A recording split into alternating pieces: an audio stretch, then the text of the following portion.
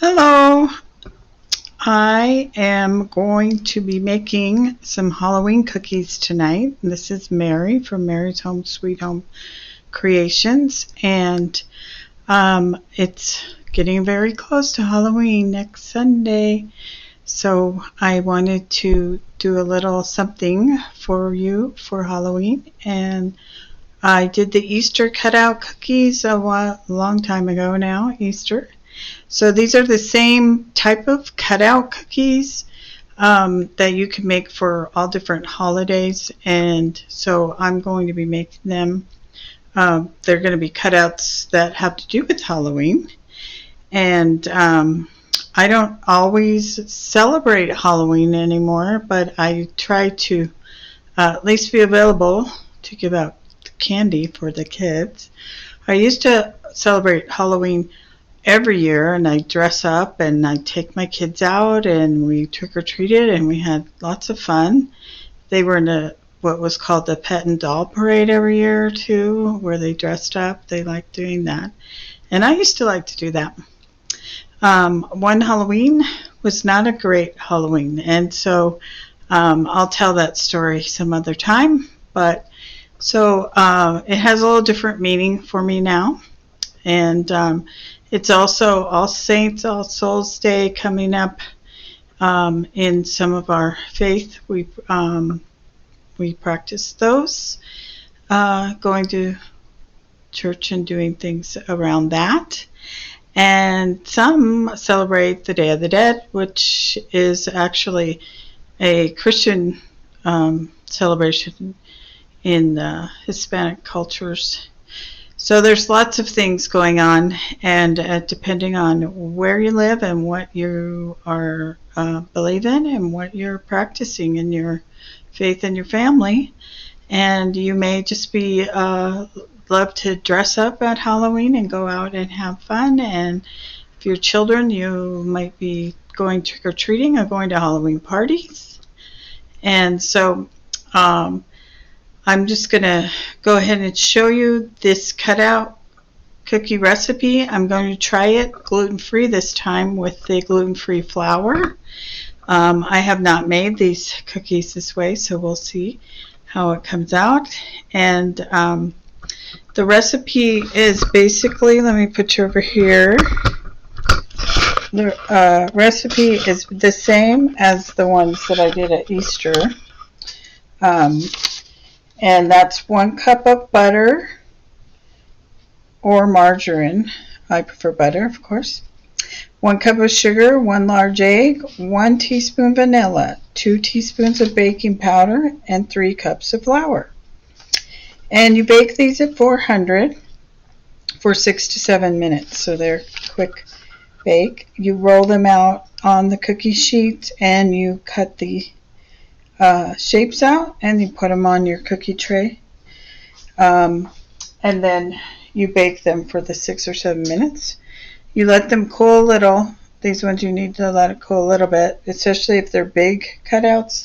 They could break. So okay, so that's our recipe, and like all the other cookies that I've made and that I will be making, you usually start with the eggs and the butter, mixing that together, and then I will add the other ingredients, the baking powder and the vanilla and the flour. And this doesn't have a lot of ingredients, but I'll get that all whipped up into a dough, and then I'll come back and you can see what kind of cookies we're going to be cutting out.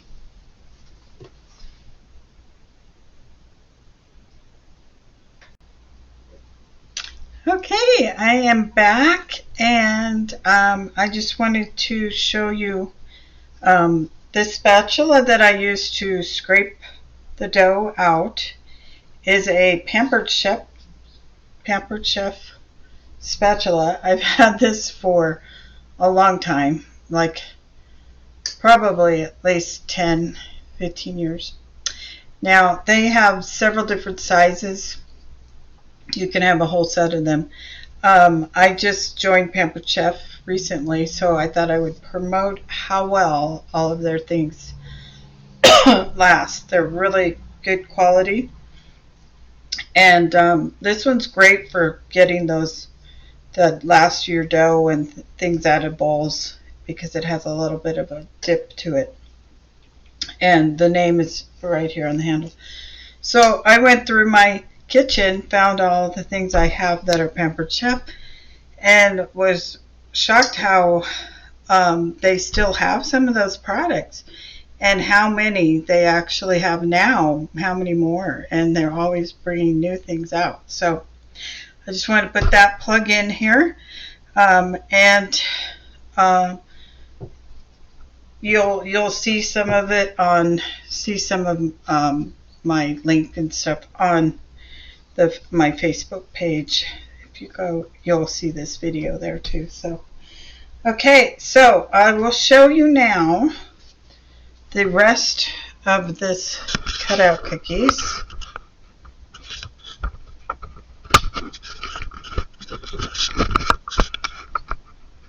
Okay, see, get this camera where I want it, maybe. Okay, so now this dough was a little stiffer than when I make it with the regular all-purpose dough. I made this with the gluten-free, the gluten all-purpose flour. I made this with the gluten-free flour, and it was getting pretty stiff, so I didn't put the full 3 cups in this one. I used maybe 2.5, and so I used the rest of it to put on here because some of it will get in there as you're rolling it too. So this is as much dough as one of those recipes makes. Sometimes I double it, but I didn't this time because I'm testing out to see what it's like to do it with the gluten-free flour. So you flour your board. Some people use the pastry board. It's a plastic sheet. And Pampered Chef carries those too, but I use the cutting boards, and maybe one day I'll have one of those, but for now that's what we're going to do. And so you want to roll out your dough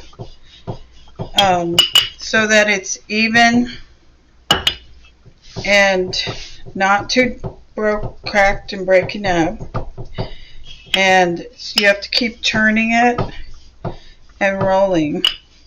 Okay, now this, like I said, this dough is a little drier than the other one that I've used, so I'm gonna have to just keep pushing it together, making it keep it from cracking out, because that's kind of what this flour does when it's just a little different, the gluten-free baking, and I haven't done a lot of it, so it's kind of new to me, but it looks like it's going to be just fine as far as getting it rolled out and then cut. And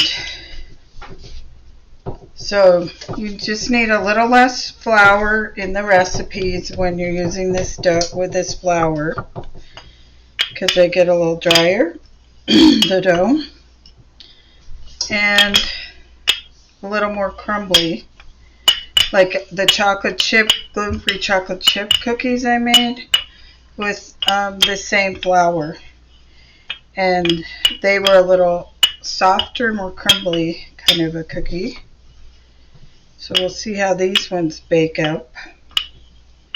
I have the oven on 400 because that's what this recipe calls for, the regular recipe. And because it's gluten-free, we could be changing that time. On the chocolate chip ones I made, it was only 350. So I have to keep my eye on these and see when they're done. They might be done sooner at that heat. Let's see. And so you could just keep pushing the dough back together if you think it's cracking or getting too sparse on the edges. You just push it back in together so that you can get your as many cookies out of this one roll as we can, and then we will ball it up again and get the roller out, roll it out again, and then you just keep doing that till you get as many cookies as you can. And I like these a little bit thicker because then they tend to break if you get these rolled out too thin. Okay, so this is the pumpkin cut out. So I'm going to do some of those, and we'll get it close to the edge. Do down here so you can see. Close to the edge as you can, but make sure that it's all inside. Push down. Now this one comes right out. It was stuck inside, so it comes right out. It's pretty easy.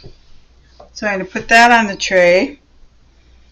Now, if they don't do that, you can have a little spatula to lift them out and then put it on the tray. Okay, and Pampered Chef has those cool little spatulas. This one is not one of those, but they do. I've saw some of theirs in their catalog. Okay, now if they don't lift out right away, like the one did, you can just go in and cut them first. Get as close as you can to the edge and not cutting the other cookie, so you can get as many out of here as you can. So now engineers and people who have that type of brain, like my husband, auto mechanic, they see this and they go, oh, well, I can get this many and that many, and maybe they figure out another way to get an extra one. I am not that person. I don't have that kind of brain. I just kind of go along with whatever I'm seeing in front of me. As if I had to figure all that out, I probably wouldn't get as far. So now this one is a bat, and I think I can get those on the edge because the edges are skinnier, and this little bat, he's kind of skinny. Okay, and then you just kind of get under there, pull the edges apart, and there's our bat. Okay, he's going to go on the tray. So if you have different size cookies cutters, that's good because you can use it on the smaller pieces if it's smaller. If you have very big ones, like I do have some very big ones, you may have to do special batches just for that cookie, because these ones I have take a lot of dough. Like whoops, I broke its little thing off. So that's where you got to be careful of with this one, because the dough is a little crumblier, that you don't let something pull off. So this one here, see how big these are. Upside down. This is a witch on a broom. That takes a lot of dough. Like, we maybe could have got maybe 4 of these, maybe 3 out of all of this dough. And then I have the pumpkin, the big pumpkin with the face. So over time I've collected different cookie cutters. This one is for fall. That's the maple leaf. And this one is another pumpkin, another big pumpkin. Just a regular pumpkin you get to decorate. And then I have a ghost ghosty. And I have an owl. This one is not as deep, so that would be a thinner cookie. And so those are the Halloween ones that I have. So I'm gonna go ahead and fill this tray. Then I'm gonna put it in the oven and keep my eye on it because I don't know how this dough is going to cook or bake. It is in the recipe it's 6 to 7 minutes, so I'll keep my eye on it. And then once these, I'll give you a little looky over here. So there they are in the tray, and once I bake them off in the oven, then I will come back and show them to you.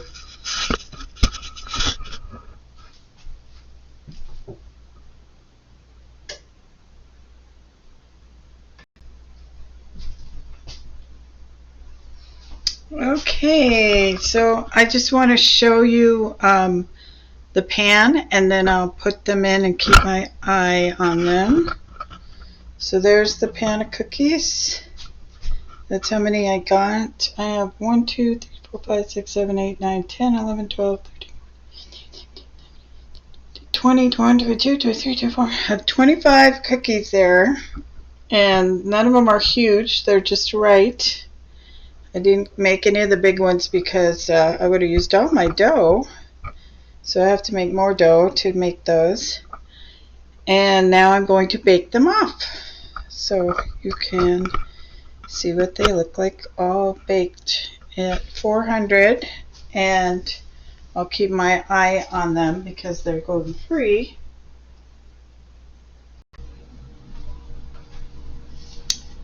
Okay, well, these did take a little bit longer actually, even though the temperature was hotter at 400 than the chocolate chip cookies I made with these were at 350.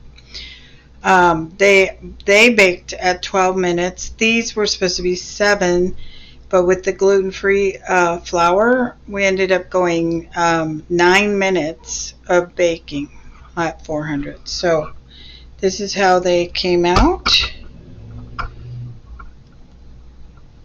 and they look pretty good. So we're going to let them cool off, and then I will come back on another video and show you the decorating of them.